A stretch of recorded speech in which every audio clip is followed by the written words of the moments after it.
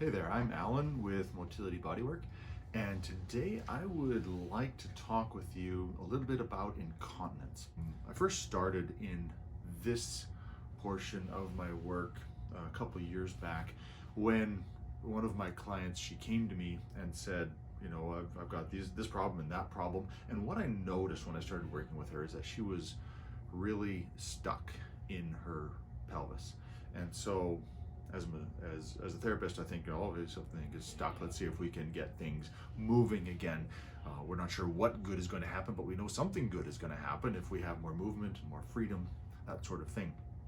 So I started working with her, and I worked with her one time, and she came back and said, oh, and it used to be that, when I'd cough or sneeze, it was like, we're having some major issues. And she said, that is almost 100% gone away.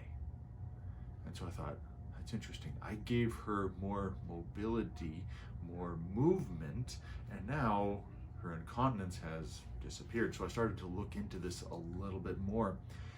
Then I had another client. She came to me as well, and her situation was even more significant. It was such that she was pretty much wearing diapers all the time. So, it's embarrassing. So she had, her incontinence was so bad that she was actually physically leaking all the time. And then, if she was coughing or sneezing and that sort of thing, then it was like, just embarrassing. And you can understand what sort of effect that would have on somebody's life. Well, I worked with her as well, and we started to get results pretty quickly, to the point where she's like, I don't order those anymore. And it's, yeah, some of my problems are still there, but in her words, it's like 98% gone. And that's a good thing. That's a life-changing thing. So back to the question, how would a body worker do some work with that? So I'm going to get a little bit technical here with you, but I think you can use your own brain. You can follow along, and I'm pretty sure that this is going to make a whole lot of sense. So I've got here a model of a female pelvis. So right here, sorry, my pieces are coming apart. Right here, this white piece, this is going to be the uterus, and right in front of the uterus we have the bladder. So what often happens with incontinence, now I'm going to use a demonstration here on my hand. My fist here, this is going to be the bladder, and this here, this part of my wrist, is going to be the valve that closes off the flow of urine. And my hand right here is going to be the pelvic floor. So what happens over life, like with childbirth, with accidents, with age, with various things, is the bladder actually gets drawn down into the pelvic floor. And what happens is now this valve can't work properly. It can't close properly because it's being interfered with by the pelvic floor. So what do we need to do? Well, what we really need to do is we need to lift the bladder back up so now this valve can work properly. I'm oversimplifying a little bit, but that really is the idea. That's what we can do. And so now you're probably thinking, how in the world can you do that? I didn't know that could be done. Well, let me show you how it can be done. So right here, like I said, the uterus, the bladder right here. So the bladder is sitting right in front of the pubic bone.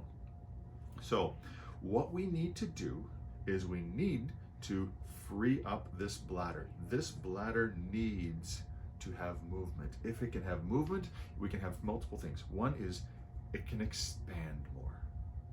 So many of you are struggling with frequency of urination. I have to go all the time, but it's just a little bit. Well, if the bladder is stuck and it can only expand a little bit before it runs into those restrictions, that's going to be the result. There is a ligament, it's not on my model here, but it's called an inguinal ligament. It goes between this bone right here, or this part of the bone, and the pubic bone. And so we're going to come just a little bit behind there, and we're going to first of all ask this tissue right in through here, can you open up? Can you give us a little bit more room? Now, this is not something that should be uncomfortable or painful, that sort of thing.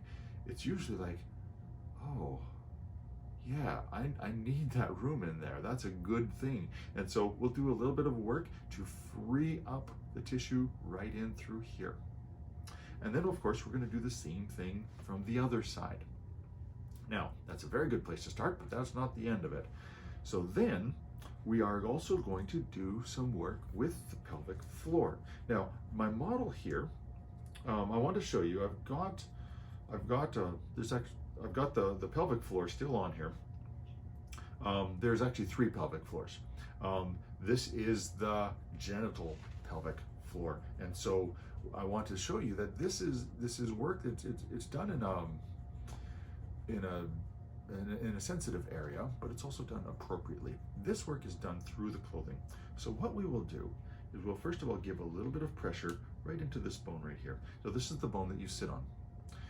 After we've done that, we're going to come just a little bit medial, and we are going to ask the pelvic floor to open up and to release. So I'm going to take off this portion of my model here so you can see more specifically what it is that we're after. Right in through here, there's a muscle called the obturator internus. And if we come into the pelvic floor and we release this muscle, well, guess what? This obturator internus is going right by the bladder. So we release that, and now some of the muscles right by the bladder have got some of their freedom back. Here again, the obturator internus. We're going to put a little bit of pressure here, move the leg around a little bit, and that's going to help to free the bladder up. If we get the bladder mobile in the pelvis, there's one more thing that we can do. Now, it's not shown on here again, but there is a ligament between the bladder and her belly button. So what we will do then is we will engage with that ligament and we will ask, can you lift up now? And very often the answer is yes. So now, like I was saying before, we've got the bladder and we have actually physically lifted it up. And now the body has a chance to use the control that it was designed to do. So there are other things that can be done, Kegels and strengthening and stuff like that. That's most appropriate for a physical therapist. But from a body worker standpoint, releasing this and allowing the bladder to move normally can restore a great deal of that function again. So we're often not just a case of a bladder down where we might have C-section scars, we might have other things going on with the small intestine and that sort of thing. We can work with that as well, but the goal is to take the bladder, to free it up, to lift it up, and now it can work much, much better.